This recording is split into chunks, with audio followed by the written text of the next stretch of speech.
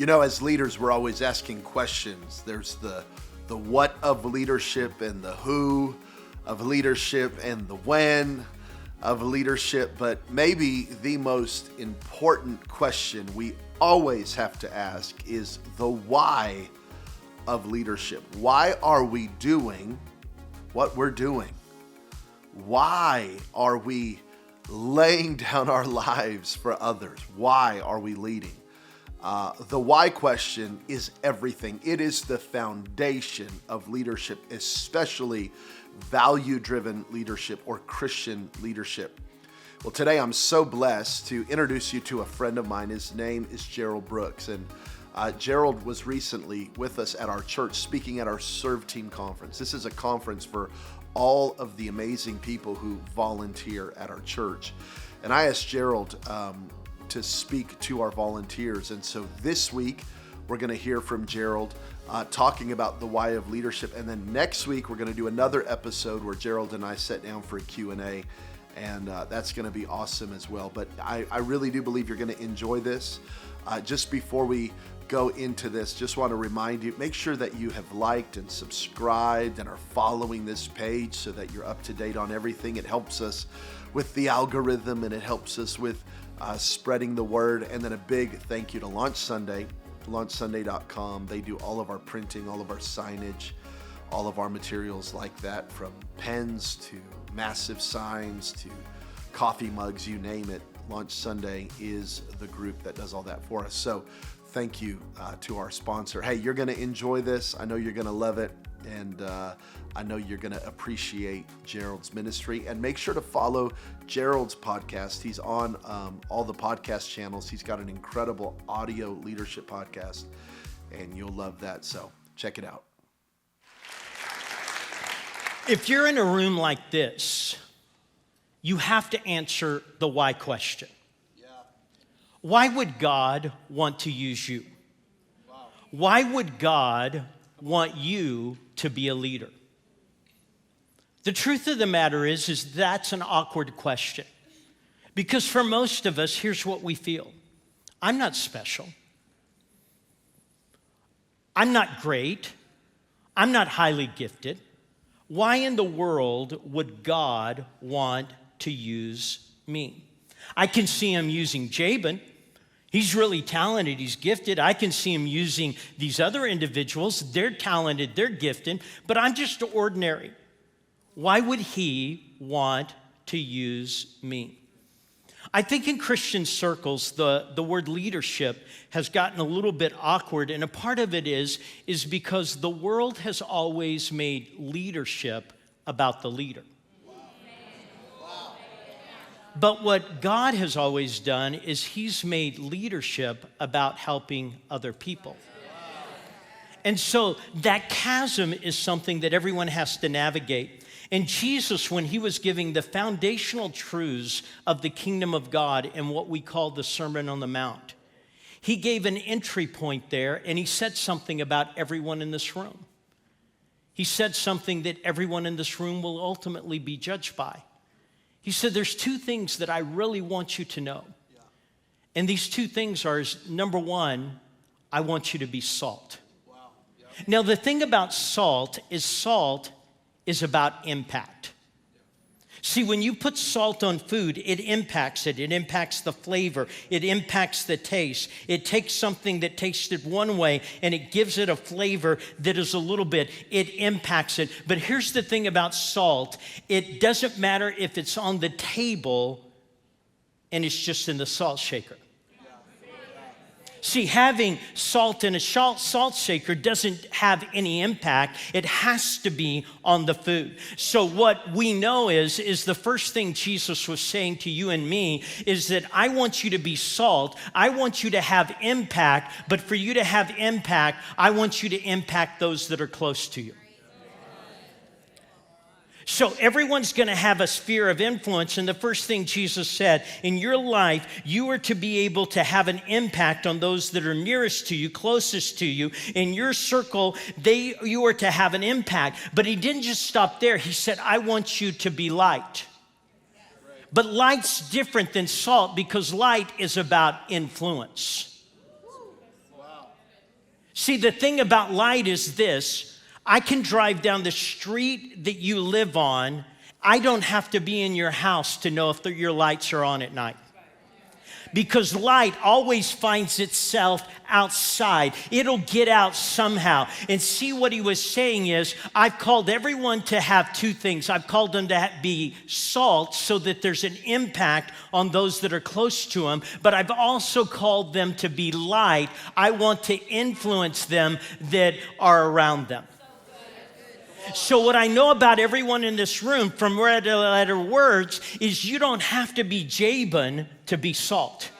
You do not have to be Jabin to be light. And what God's saying is everyone in this room is to be salt and light. You are to have an impact and you are to have influence. You're to have an impact and you are to have influence. At our church, we have a school of leadership where we're raising up leaders. And when you begin to raise up leaders, there's a word that comes, and it's the word success. And people say, well, I want to be a leader, but what about this thing called success? How do you navigate it? And I said, well, you've got to understand what success is.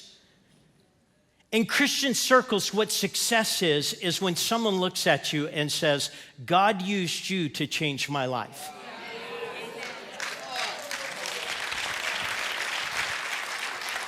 It's the greatest compliment you will ever receive this side of heaven. See, success isn't you possessing something. Success is you being something that changed someone's life because you're going to be salt and you're going to be light.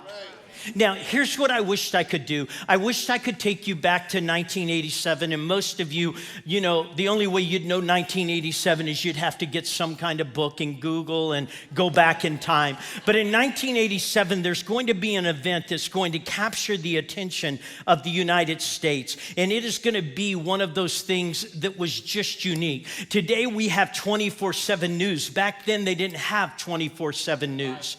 But in 1987, there's going to be an event that's going to unfold, and it's going to be 24/7.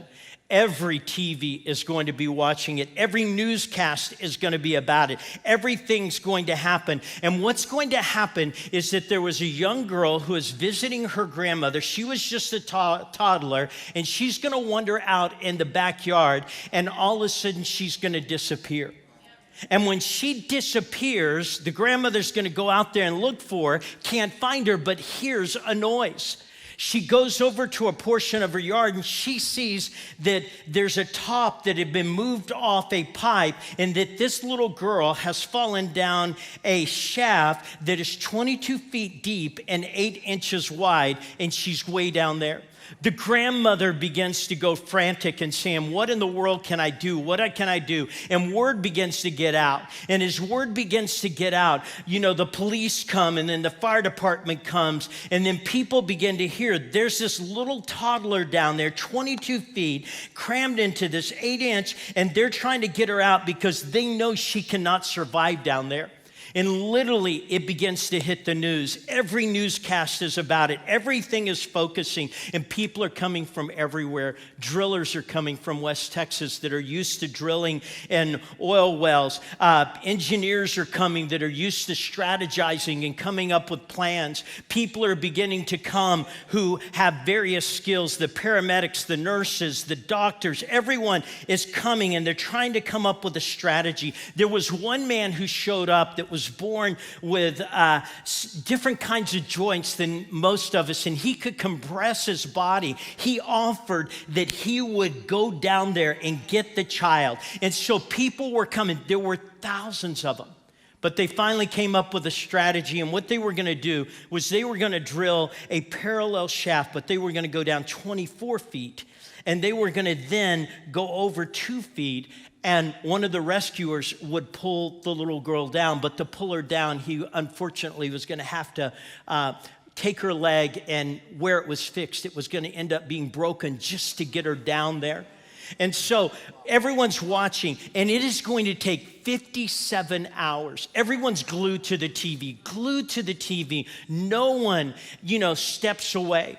But what's going to happen is there's going to be this scene, and I can remember it to this day. And the scene is going to be this: when they finally bring little Jessica up.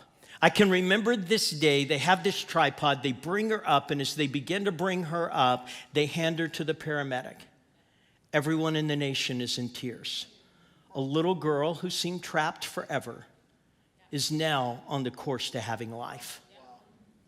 My question is, how many people did it take to save one little girl? It took thousands of people. It took doctors, it took nurses, it took drillers, it took the fire department, it took the police department, it took the paramedics, it took thousands. But let me ask it this way. How many people does it take to save a soul? So imagine, one of my heroes in my church are single moms, because single moms are in a challenging circumstance. Most of them work 2 jobs. So they get up in the morning and they literally get their kids up and take them to school, and then they go work 2 jobs, and then they come home in time to pick their kid up from school and then feed them, do homework, and put them to bed. And they do this day after day, night after night, week after week, month after month, with no one to help them, no one to giving them.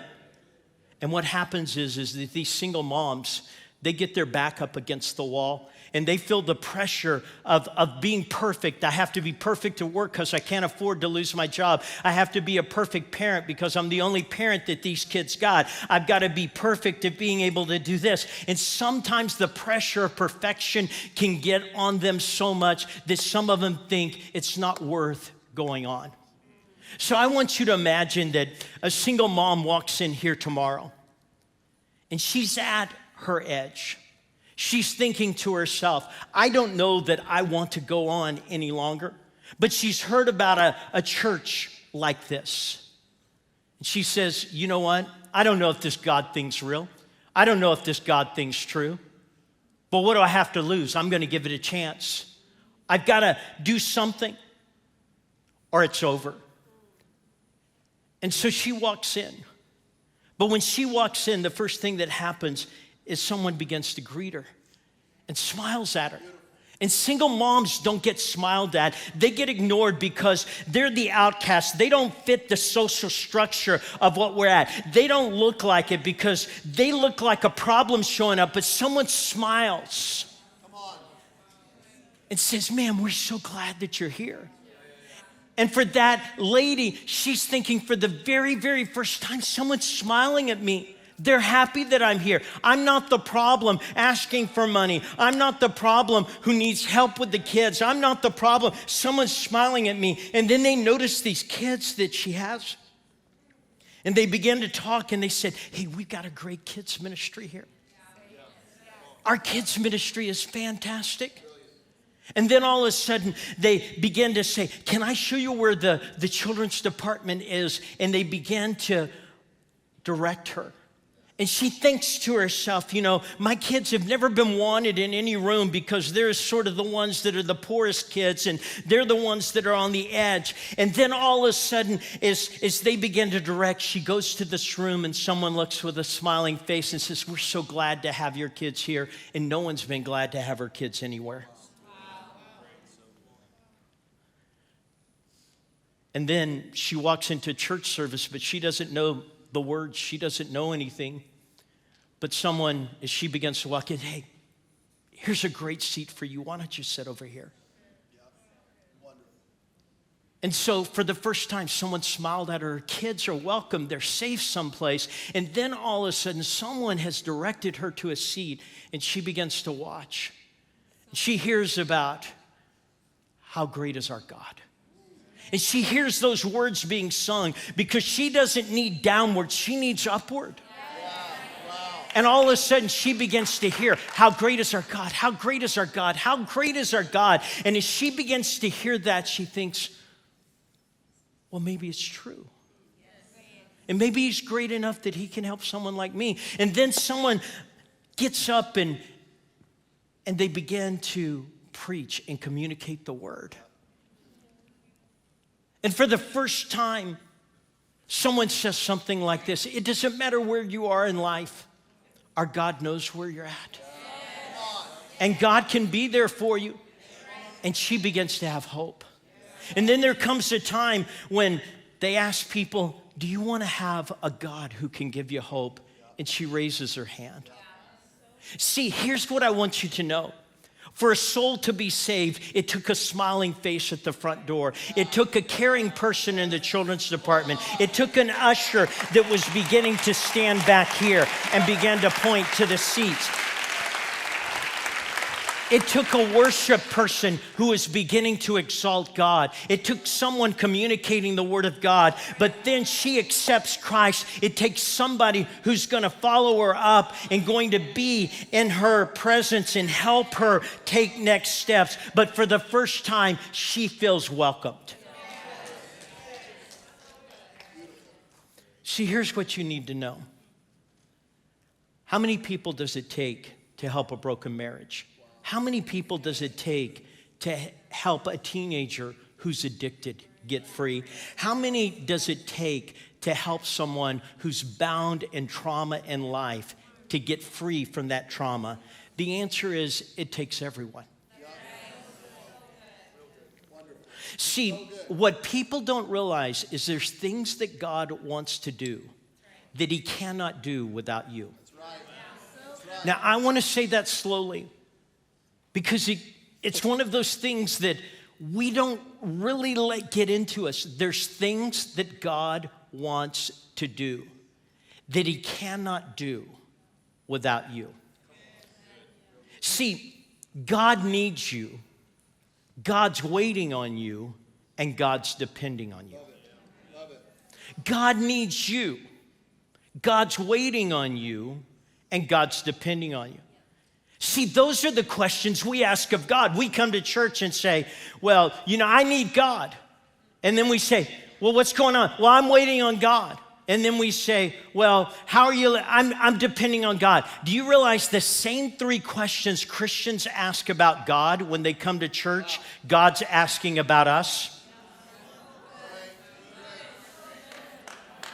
God's saying, there are people I want to help, but I can't help them without you. There are people that I want to deliver, I can't deliver without you. There are people I want to restore, I can't restore without you. And what God's saying is, I need you, I'm waiting on you, and I'm depending on you. I need you, I'm waiting on you, and I'm depending on you. I need you. I'm waiting on you, I'm depending.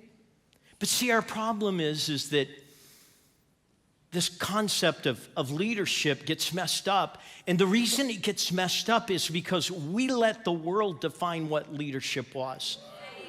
And see, what the world defined leadership as being was about position.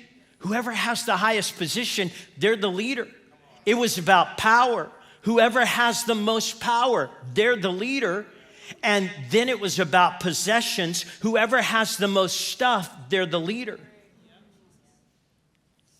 But Mother Teresa was none of those.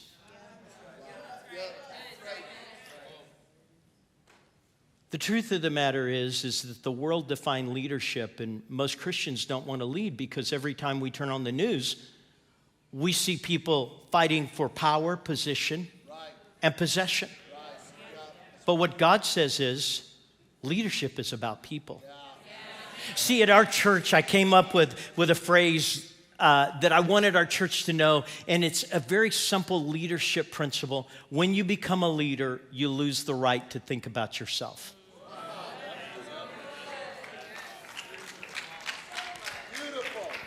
See, most people, it's all about them, but when you become a Christian leader, it's about other people. And so when you become a leader, you lose the right to think about yourself. But our mistake is we let the world define it, and it's been about everything other than helping other people.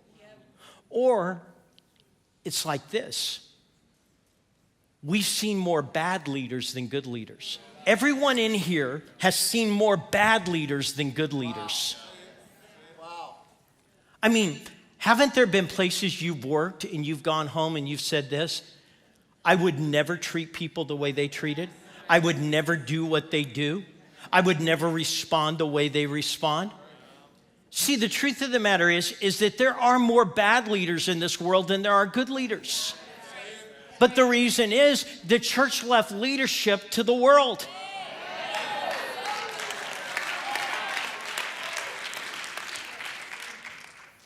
And when we leave it to the world, they reproduce what the world does. But if the church would ever create leaders, people who understand, I've been put here for a purpose to impact other people, lives would begin to change. Or there's this myth, only a few people can really lead. And it's just a myth. See, Paul created this whole dialogue about how important everyone in this room is. And what he did in 1 Corinthians chapter 12 was he compared it to a physical body. And he said in a physical body, there's a whole lot of parts. And all these parts are different, but all these parts are important. And what he says is that you're one of those parts. And what the Bible says about you in Ephesians chapter 2 and verse 10 is that you're the workmanship of God. You're the masterpiece of God, created to do his work. God made you special to do his work. And in the book of Esther, it says that you've come to the kingdom for such a time as this.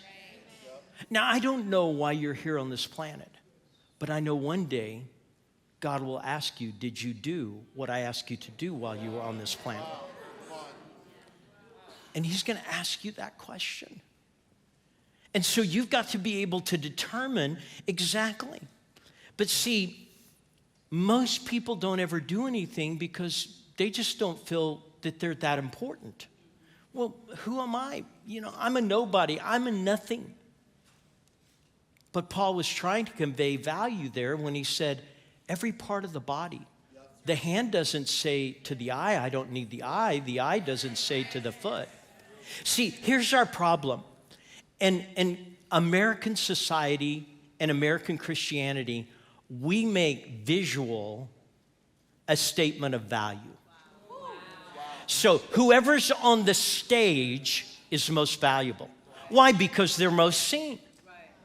So if you're Jabin and you're up here, he's most valuable. If you're on the worship team, you're most valuable. We always equate value to visibility. So what happens is, in a physical body, someone can walk up to you and you look at them and say, man, you have beautiful eyes. You have a gorgeous smile. Man, you really have beautiful hair. You see those things. But you never look at someone and say, wow, those are amazing kidneys.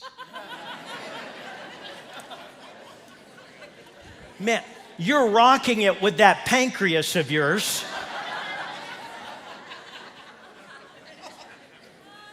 Nobody ever says that. But see, you could live without eyes. You can't live without kidneys.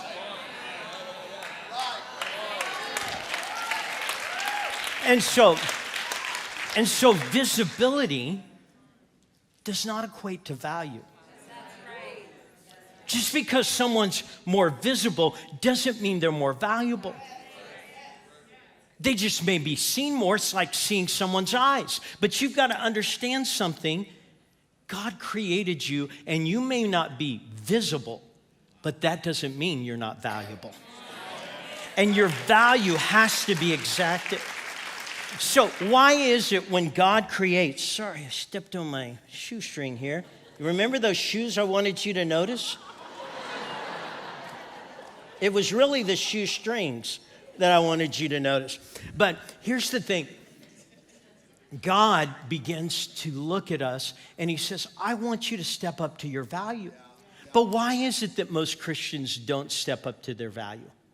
Why is it that people don't ever step into the role that God has them? Well, a couple of the things is this. You can't wait for everything to be perfect. See, some people, here's the way it goes. Well, I just don't feel good right now. Other people, I'm going through a hard time, and, me and God, we're struggling a little bit. I want to ask you, if we have to wait for the day that you feel good and you feel God, How many days are you going to be able to serve God? We may get you on leap year. I mean, because let's just be transparent here. Aren't there a whole lot of days you just don't feel good? And aren't there days when you don't feel God? You don't wait for everything to be perfect. So some people, they're waiting, well, you know, it's just not a good time. You know, our kids are young. Well, you know, our kids are in sports. Well, you know, our kids are in college.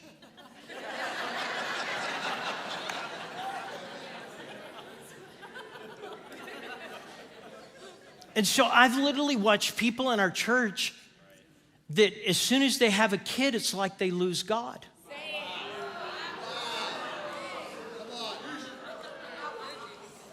And God's just sitting there. You know, these kids are to be a blessing. They're not to be an obstacle. And so people sit there.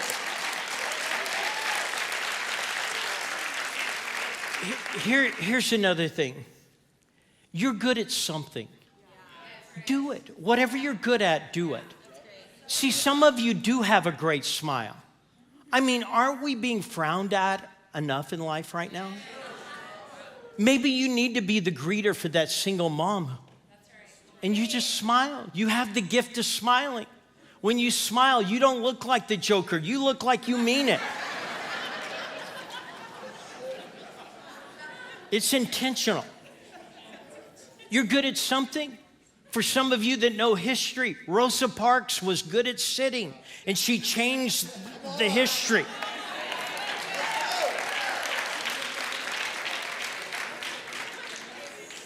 But then there's another thing. Don't wait for it's perfect. You're good at something. You can't help everyone, but you can help someone.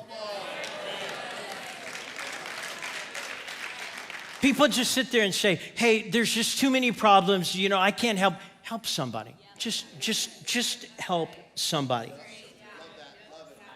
I've had people come to me and say, Pastor, you know, I've helped people before and they never thank me.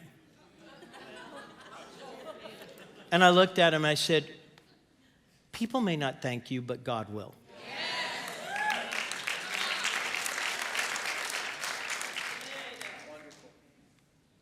The truth of the matter is that all the time when you start contributing your life to other people, some people are just going to walk by and they're not going to stop and write you a thank you note or say, hey, you were this.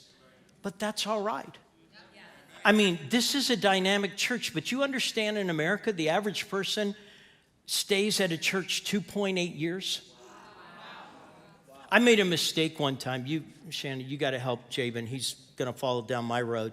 There are things my wife has made a list of that I should never say from the pulpit again. Yeah. And mine's longer than the 10 Commandments. And so one Sunday I just got up there and I was just let my personality just bubble over. And I said, why don't you turn to the person next to you and say, didn't I know you at the last church I went to?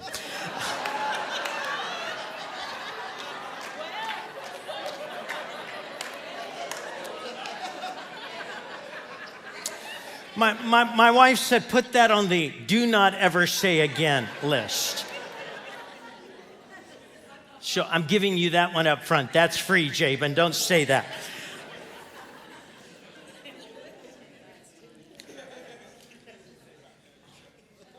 Our life is to be a contribution. And some people think, well, I don't have a title, I don't have this, I don't have that. Your resume is not what people are looking at. People are looking for help. See, when I first went into ministry, I became an associate pastor at this small church in West Texas. This church only had about 70 people, so it'd be probably this first 2 rows here. And when I was the pastor there, back then you used to hand out business cards. They're little cards for people. And they're business cards. But this was a real poor church, and being a poor church, the stock of paper, the quality of paper determined how much it would cost, but then they also charged by the letter. So, unbeknownst to me, they had printed up business cards, and here's what my card, when they gave it to me, it had ASS period pastor.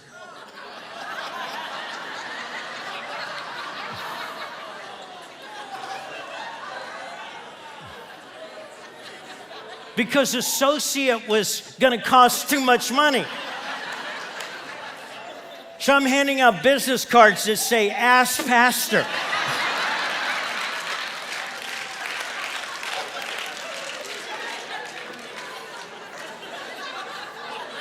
Who knew that I would last 48 years? Some asses are just bigger than others.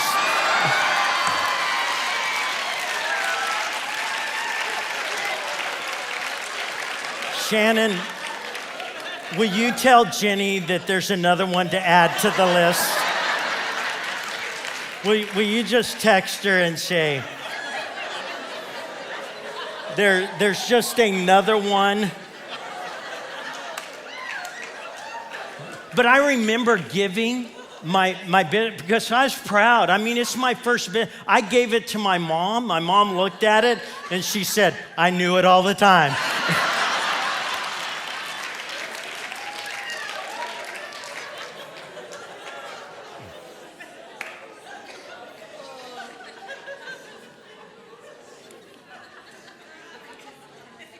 Here's what I can tell you. When I went to the emergency room and someone's kid had been in a car accident, no one cared what my business card said.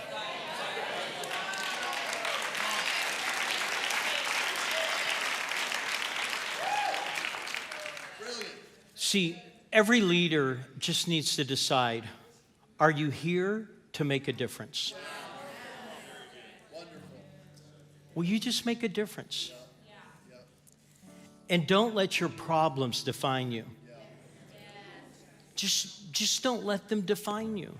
Let them be a part of who you are. In my family, we were a reality TV show before there were any. We didn't know that you could make money being dysfunctional.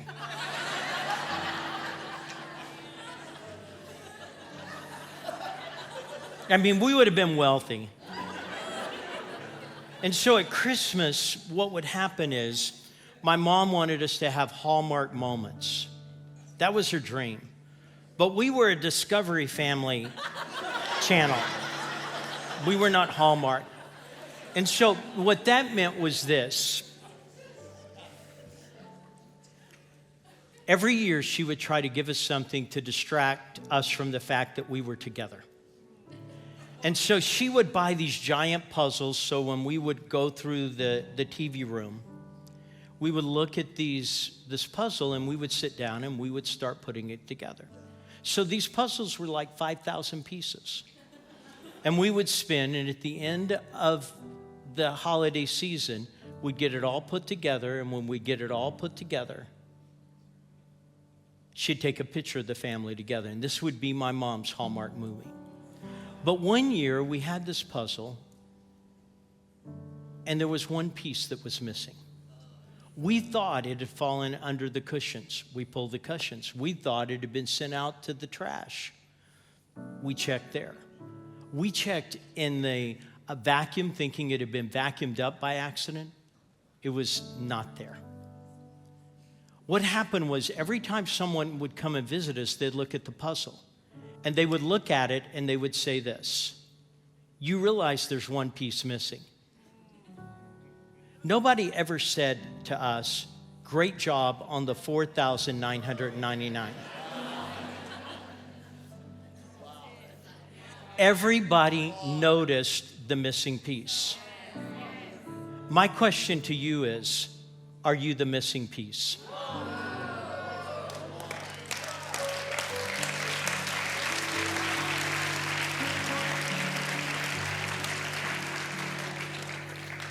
I want to remind you, God needs you. God's waiting on you. and God's depending on you. Jabin, I'm so proud of you. Shannon, I'm so proud of you. Thank you so much.